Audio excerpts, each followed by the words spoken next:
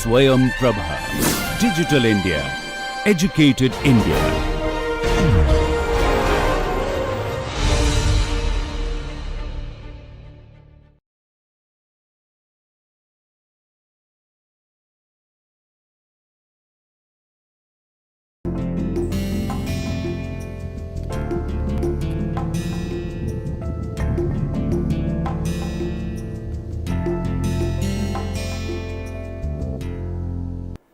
Good morning. We continue with our lectures on computer-aided engineering design. We have been discussing B-spline segments and curves. This is lecture number 26. We will discuss normalized basis splines and their properties today. Normalized B-splines. They are more popular than regular B-spline basis functions. A normalized B-spline basis function is given by n sub k sub I, a function of t, which is equal to ti minus ti minus k times m k I t. In a sense, if we multiply the regular B-spline basis function by its entire knot span over which it is spanning, ti minus ti minus k, we get the normalized basis function. It is very easy, as I mentioned before, for me to remember the expression for m sub k sub I of t. So m k I t is equal to t minus ti minus k over ti minus ti minus k times m k minus 1 I minus 1, a function of t, plus ti minus t over ti minus ti minus k times m k minus 1 I t. Now let's substitute for these m's over here. So mki of t will be nki of t over ti minus ti minus k. This relation comes from here. Likewise, m k minus 1 I minus 1 t will be n k minus 1 I minus 1 t over t I minus 1 minus t I minus k. T I minus k is I minus 1 minus k minus 1. And then m k minus 1 I is n k minus 1 I over ti corresponding to the last knot minus ti minus k plus 1. This is I minus k plus 1. We can simplify this relation to get nkit equals t minus ti minus k over ti minus 1 minus ti minus k times n k minus 1 I minus 1 of t plus ti minus t over ti minus ti minus k plus 1 times n k minus 1 I of t. What we have done here is, if this factor comes in the numerator here on the right hand side, this factor gets cancelled with this factor and this factor here. So finally, normalized basis splines can be defined as follows. N1I, which are the order 1 normalized splines, a function of t is equal to delta I, such that delta I is equal to 1 for values of t belonging to closed ti minus 1, comma, ti open. This essentially means that all values of t will include the value ti minus 1, but will not include the value ti. For all other values of t not belonging to this interval here, n1I is equal to 0. This is for order 1 normalized basis splines. For order k normalized basis splines where k is greater than 1, we have the recursion relation that we have seen before. nkit equals t minus ti minus k over ti minus 1 minus ti minus k times n k minus 1 I minus 1 t plus ti minus t over ti minus k plus 1 times n k minus 1 I of t. Now this normalized basis spline, as you would know, is non-zero for values of t in between ti and ti minus k. Here I am going from right to left. For all other values of t not belonging to this knot span over which nki stands, this normalized spline is 0. In some sense, the normalized basis spline will derive all properties of your general basis spline function mkit. Just that the only difference between the two would be that of the factor ti minus ti minus k. Let's look at some properties of normalized basis spline functions. So in the previous lecture, I had mentioned that it is important for you and me to be comfortable in sketching these basis spline functions and normalized basis spline functions. If you're comfortable in sketching them, you don't need to remember these properties.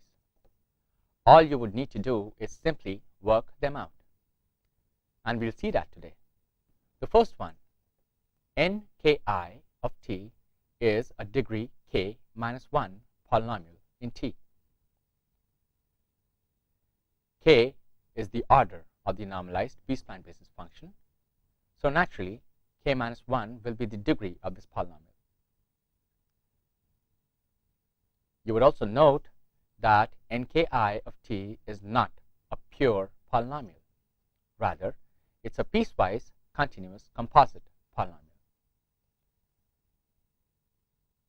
I would want to take you back to the definition of B-spline curves or segments. A B-spline curve of order k has to be C k minus 2 continuous throughout. This is the second property, non-negativity. For all I, k, and t, n, k, I, t is non-negative. This is something that we have not seen before, but the recursion relation that we had derived in the previous lectures allows us to visualize this property. Let's try to give an informal proof. So in a given knot span, ti minus k plus 1, and so on up till ti, notice that these knots are arranged in ascending order.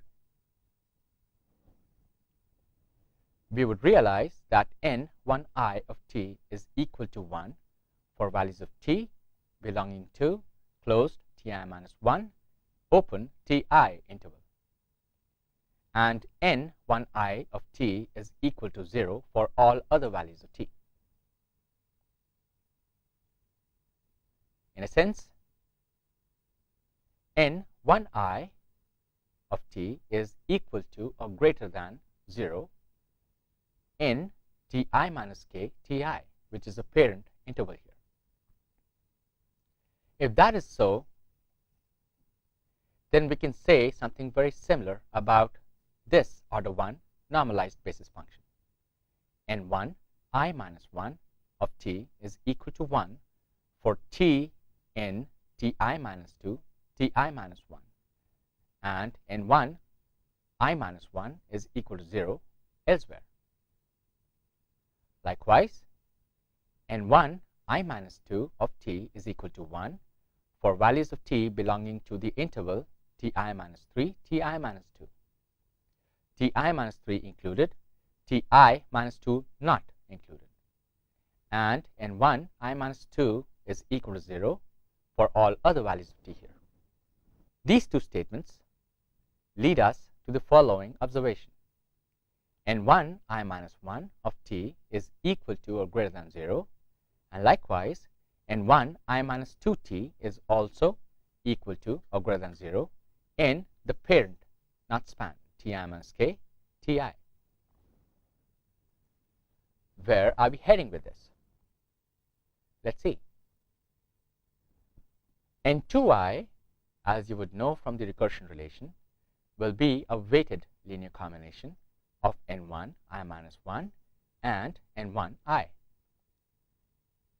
To be more precise, n2i of t will be equal to t minus ti minus 2 over ti minus 1 minus ti minus 2 times n1 I minus 1 t plus ti minus t over ti minus ti minus 1 times n1i of t.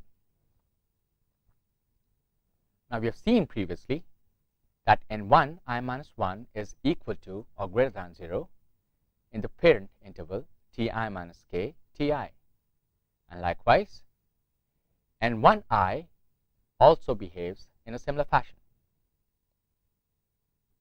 Now, let's look at these weight functions here, which are linear, as you would realize. Of course, n2i is defined to be non-zero in the interval ti minus 2 ti, and it's going to be 0 for all other values of t. Now, if you look at these weight functions here, t minus ti minus 2 over ti minus 1 minus ti minus 2 will be equal to or greater than 0. Why? Because I've already mentioned before that these knots are arranged in ascending order. So ti minus 1 is greater than ti minus 2, and values of t lie between ti minus 2 and ti. So the numerator is going to be greater than 0, and the denominator as well will be greater than 0.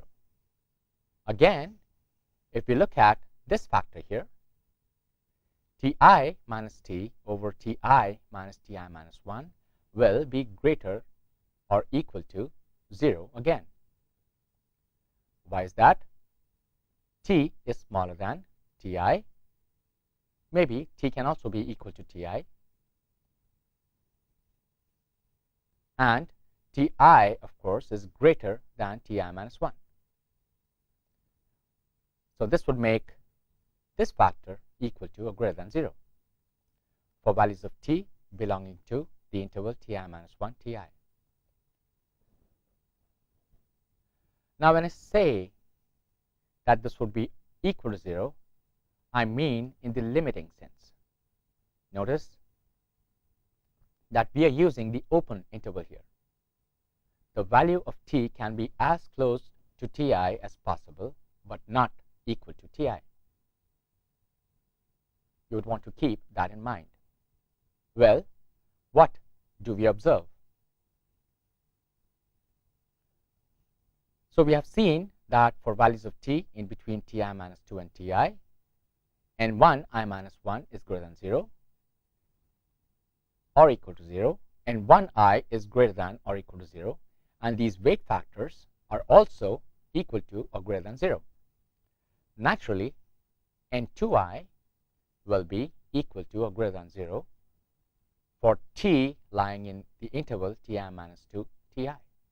We can use similar arguments and show using mathematical induction that nki of t is equal to or greater than 0 for values of t in between ti minus k and ti. I would want to take you back to our previous lectures. Recall, we had made a few comments about mki of t. We had said that this is equal to 0 for t greater than ti. This is equal to 0 again for t smaller than or equal to ti minus k, and integral ti minus k to ti m k I of t dt was equal to 1 over k, because mki t dt was designed to be standardized.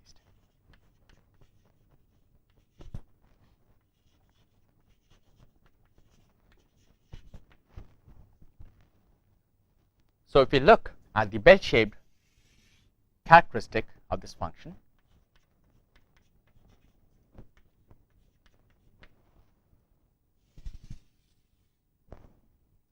we had worked on this part for values of t greater than ti. We had worked on this part for values of t smaller than ti minus k, and we had shown that the area is non-zero. If you recall, we had never talked about the non-negativity of this function for values of t in between ti minus k and ti. It is the recursion relation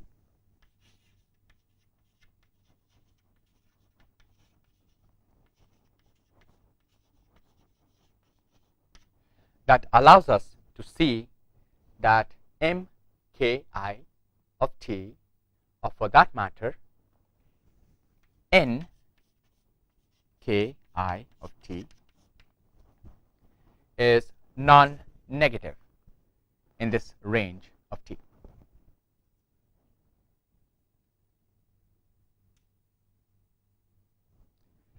In a sense, nki of t is greater than or equal to 0 for all t belonging to closed ti minus k ti open.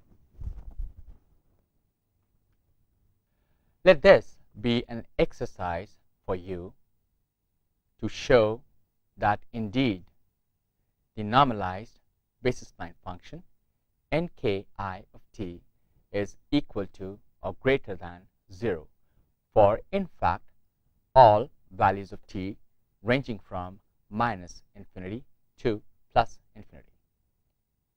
In particular, for values of t in between ti minus k and ti, this basis spline function is non-negative. Let's take a look at an example. Let's work with uniform knot span. T0 is 0, T1 is 1, T2 is 2, T3 is 3, and T4 is 4. This line here would correspond to N11. The last knot is T1, and this is of order 1 or degree 0. It has to be a constant. Likewise, this blue line here corresponds to N12 of t. The green line here corresponds to N13 of t, and the magenta line here is N14 of t. Last knot is T4, the first knot is T3. All these normalized basis functions, they stand over a single respective knot span, as you would observe. Now this triangle corresponds to N22 of t. It's a linear interpolation between N11 and N12. It satisfies the definition of a spline. It is of order 2, meaning it is of degree 1. That would imply that it has to have position continuity throughout. So there would be 3 junction points, junction 1, 2, and 3. If you observe, N22 will be 0 here. There would be a position continuity maintained here. It will be non-zero. In fact, it will be increasing in the first knot span between T0 and T1. There will be position continuity here. Notice that slope is discontinuous. And then N22 will be decreasing in the knot span T1, T2. And finally, at this junction point, or rather from this junction point, N22 will be 0 for T greater than 2. This here is N2, 3, T, a linear combination between N1, 2T and N1, 3T. And this here will be N2, 4T, combination of N1, 3T and N1, 4T. This is a quadratic normalized basis function, N3, 3 of T, that combines N22 of T and N23 of T. This one here is N34 of T. This combines N23 of T and N24 of T. And finally, this normalized basis function that stands over the knot span T0, T4 is N44 of T. We continue with the properties of normalized basis spline functions. Nki of T is a non-zero polynomial in Ti minus k Ti. This should be closed interval and this should be open interval. This is very clear. This comes from the standardization condition that the area under the basis function Nki of T is non-zero. The next one, and this is an important one. I would want your attention here. On any span closed Ti, Ti plus 1, at most P order P normalized B-splines are non-zero. Let me show you an example and then discuss a general case on the board. We start with a case which has the knot span Ti minus 4, Ti minus 3, Ti minus 2, Ti minus 1, Ti, Ti plus 1, Ti plus 2, Ti plus 3, and Ti plus 4, all arranged in ascending order. And an interval of importance is this one here, Ti, Ti plus 1. Let's sketch an order 4 normalized basis function. The last knot will be Ti plus 1. The first knot will be Ti minus 3. This is N4 I plus 1 of T.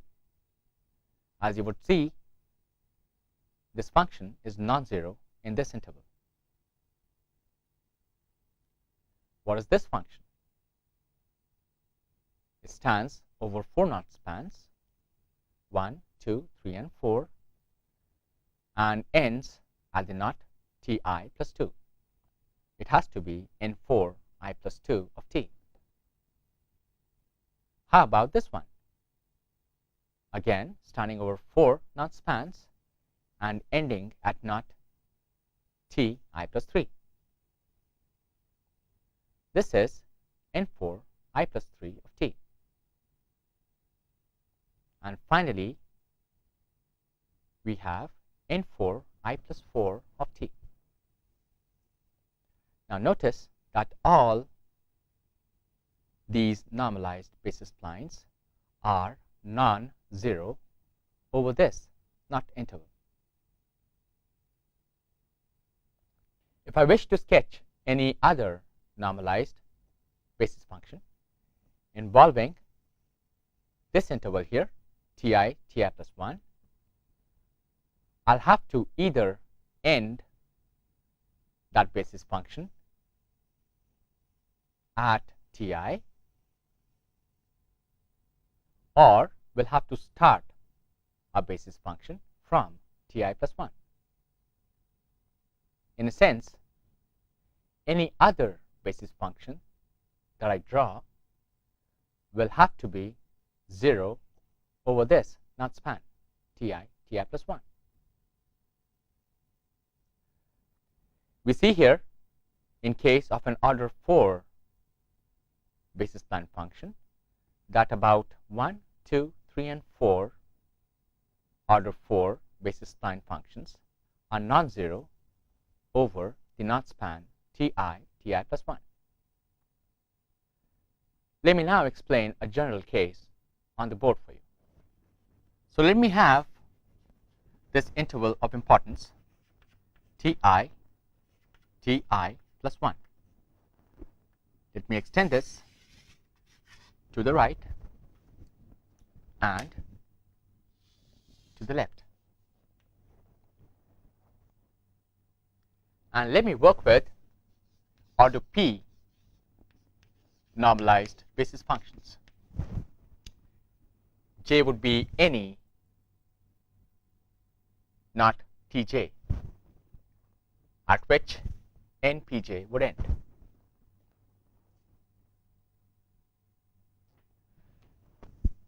If I start with not ti and sketch a normalized basis function,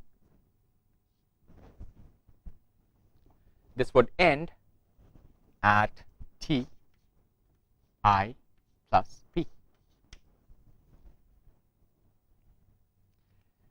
And this B-spline here will be nomenclated as n p I plus p of t.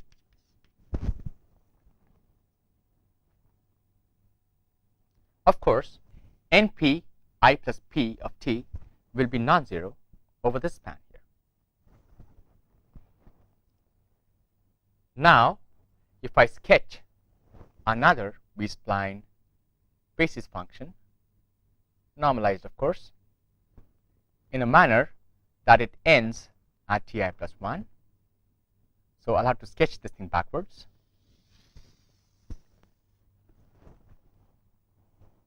The starting knot will be ti plus 1 minus p.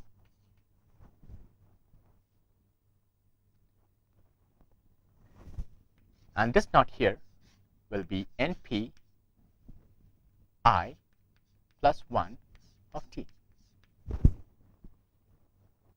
Now let's try sketching a few more of these normalized basis functions of order p. For example, ti minus p plus 2. If I start from here,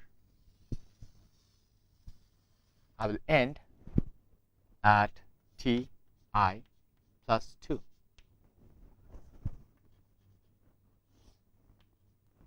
Ti minus p plus 3. If I start from here, I'll end at ti plus 3, and so on. All of these will be clearly non-zero over this knot span. So in a sense, all order p normalized basis splines starting from np I plus 1 of t and ending at np I plus p of t will be non-zero. You might want to count how many of these are.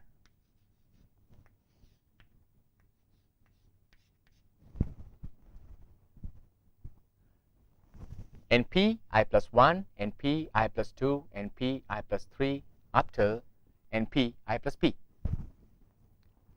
You would realize that these are p normalized B-splines.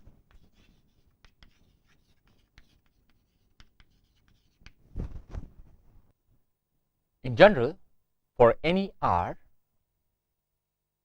np r of t is greater than or equal to 0 in the knot span closed tr minus p up till tr. If closed ti plus 1 open is contained in closed tr minus p open TR, there should be one order P B-spline with Ti as the first knot and one with Ti plus 1 as the last knot. We have seen this before. So R minus P equals I and R equals I plus 1 would provide a range for such normalized basis spline functions, implying that R would go from I plus 1 up till I plus P, and they would be P normalized B-spline basis functions. Now this is one of the properties that would provide local control, specifically local shape control for B-spline curves. Let's look at the other one now. This is again important, and I would want your attention on this one. Partition of unity. The sum of all non-zero order P basis functions over the span closed Ti open Ti plus 1 is 1, no matter what the T value or what the parameter value is.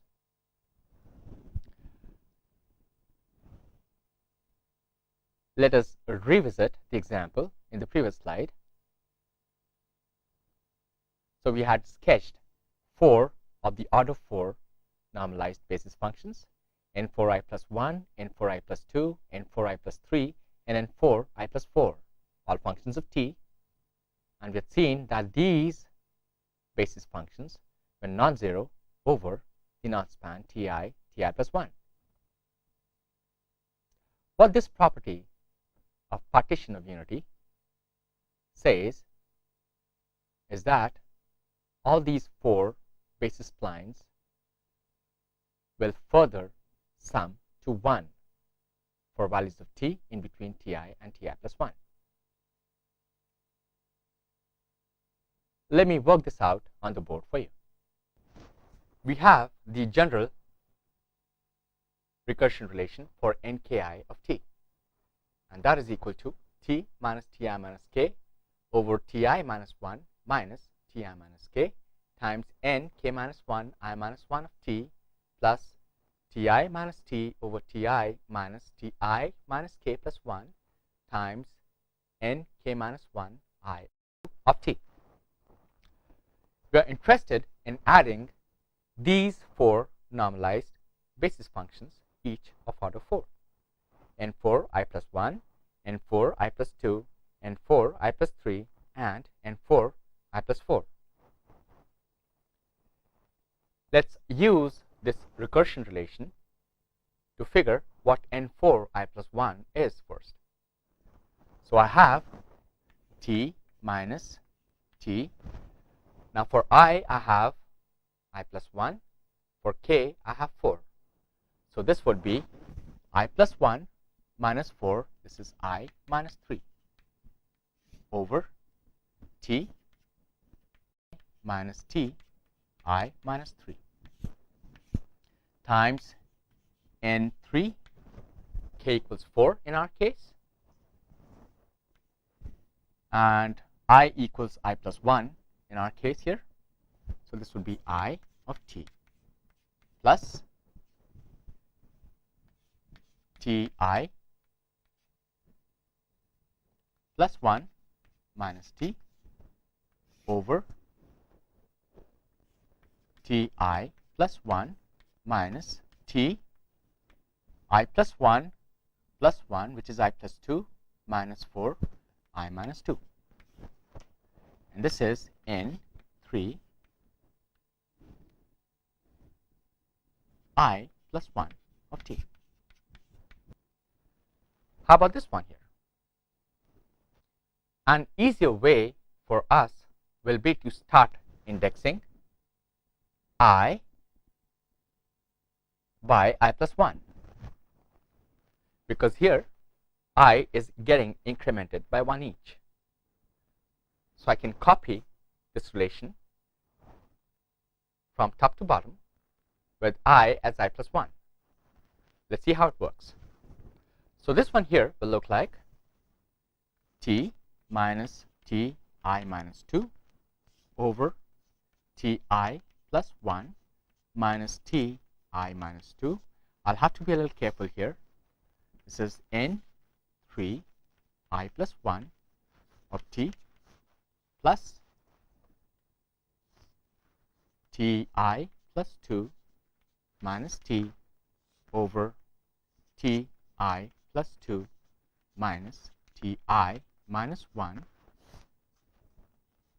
n 3 I plus 2 t. Let's see if this is correct. I minus 3 to I minus 2, I 2I plus 1, I minus 3 to I minus 2, I 2I plus 1, I plus 1 to I plus 2, I plus 1 to I plus 2, I minus 2 to I minus 1, I plus 1 to I plus 2. Seems okay. How about the third one?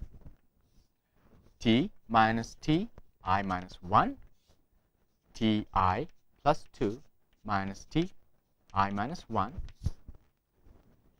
n 3 I plus 2 of t plus ti plus 3 minus t over ti plus 3 minus ti, okay, times n 3 I plus 3 of t. And finally, we have t minus ti over t I plus 3 minus ti times n 3 I plus 3 t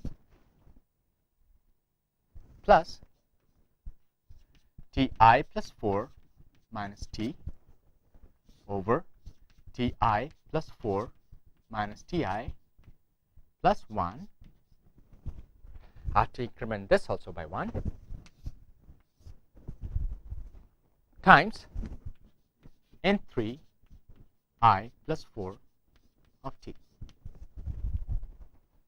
Now let's be careful in observing something here. There are some common terms, n3i plus 1, n3i plus 1. And look at the denominator here, ti plus 1 minus ti minus 2, ti plus 1 minus ti minus 2. I can club these two terms together.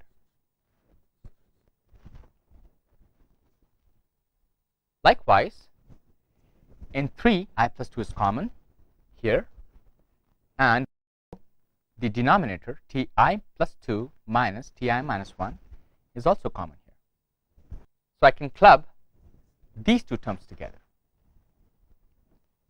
And if you see here also, a similar thing happens. So I can club these two terms together.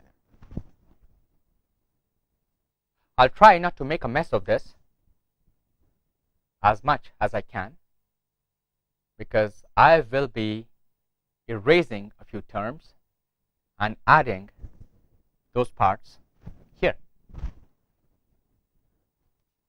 Let's see how good I am at that. So let me first add this term here and then erase it. So I'll have plus t minus ti minus 2 over ti plus 1 minus ti minus 2.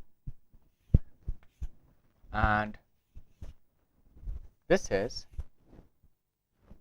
n3 I plus 1 of t.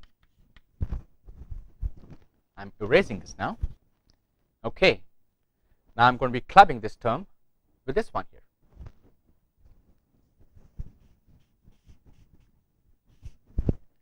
Let me add this thing on the left. I'll have plus, this would be t minus ti minus 1 over ti plus 2 minus ti minus 1, and curly parenthesis here. So I let go of this term And let me take this term here.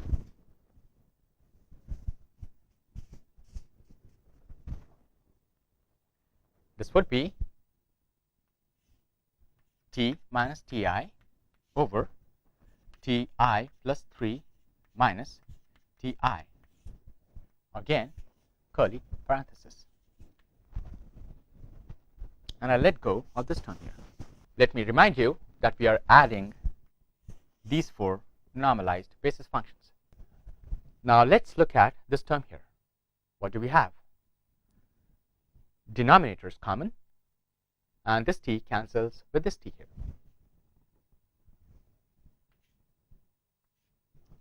And if you see, ti plus 1 minus ti minus 2 is the same as the denominator. So in fact, this term will be 1.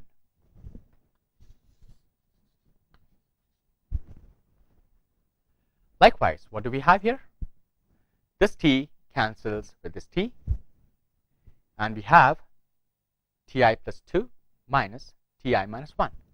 Again, the same as the denominator. So this term here is again 1. How about this term here?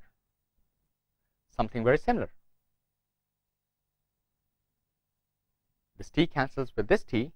Ti plus 3 minus ti is the same as the denominator. So this term again is 1. So in the entire addition here, we have this term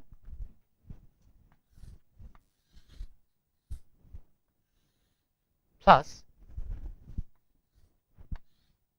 n3i plus 1 of t plus n3i plus 2 of t plus n3i plus 3 of t plus this term here. Now let me clear the board and express this addition once again. Now let me remind you that we are looking for values of t in between ti plus 1. With that said, notice what will happen to n3i. n3i is only non-zero for values of t in between ti and ti minus 3. So this here is 0.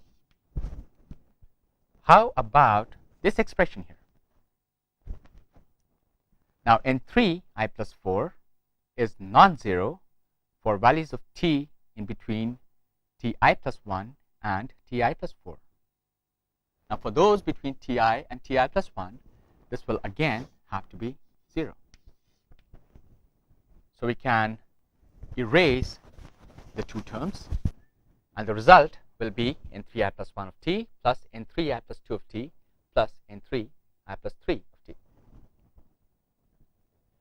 Can we use the same recursion relation to convert all n3s into n2s? Let's see. So n3i plus 1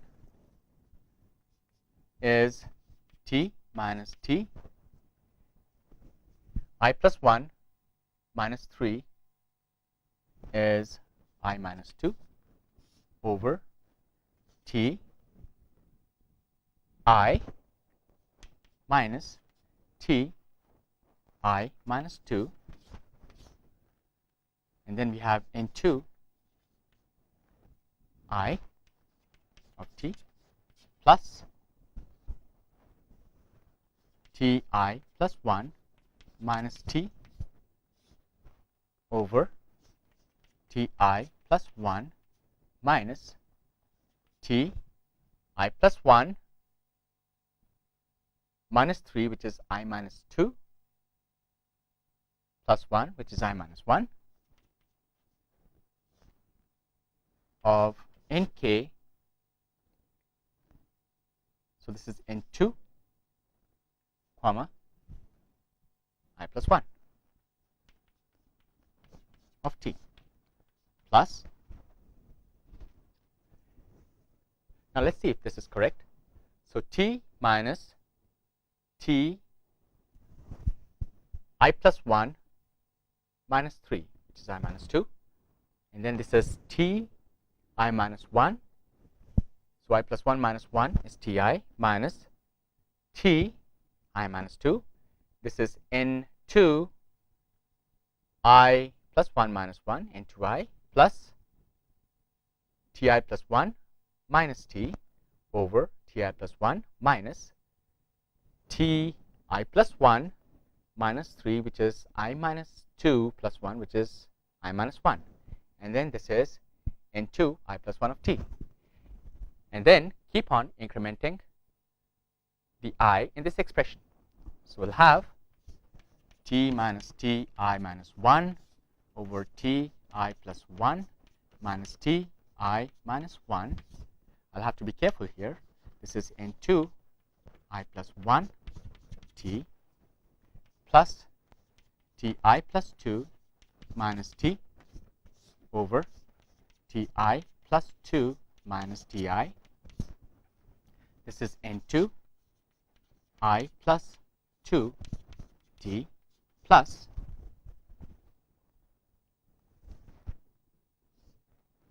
t minus ti over ti plus 2 minus ti n2 I plus 2 t plus